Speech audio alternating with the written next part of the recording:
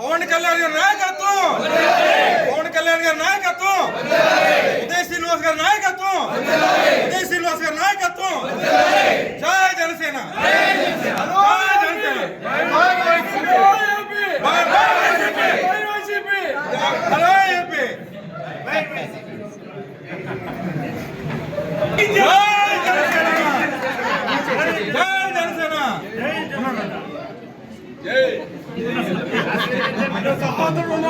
మా అధినాయకుడు Mangalagiri party office నుంచి ప్రసంగం ప్రారంభించారు. దాన్ని మొత్తం నియోజకవర్గంలో ఉన్న అన్ని గ్రామాల నుంచి, మండలాల నుంచి జన సైనికులు, వీర మహిళలు అందరూ పిఠాపురంలో ఆఫీసులో కేక్ కట్ చేసి చూస్తున్నప్పుడు సార్ ఒక మాట అన్నారు. ఆ మాటతో మొత్తం అందరూ ఎగిసి నుంచుండి తప్పట్లు కొట్టి ఆనందంతో ర్యాలీ తీస్తున్నాం. పిఠాపురం అడిగి పోటీ చేస్తా అన్నారు. పిఠాపురానికి ఎవరైనా రావాలంటే మేము అడిగి వెళ్ళాలి కానీ సార్ కాదు.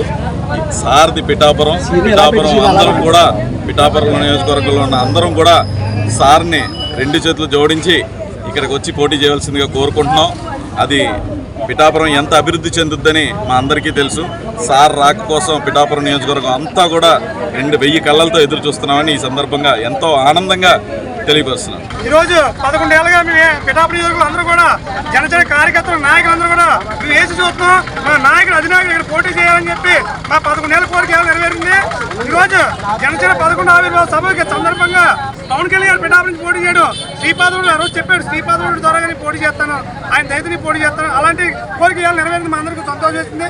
అలాగే మా నియోజకవర్గంలో తంగా ఉదయ్ శ్రీనివాస్ గారు రావడం మాకు ఎంతో గర్వకారణం. ఆయన వచ్చిన తర్వాత ప్రజలందరికీ కూడా మనం బలం వచ్చింది, వాళ్ళందరికీ ధైర్యం వచ్చింది.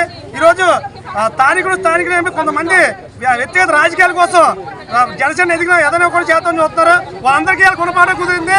నోరు మూసుకుని జనసేనకి జెండా ఎగరేసి మేము అందరూ పనిచేస్తాం, మిగతా వాళ్ళు కూడా పనిచేయాలి.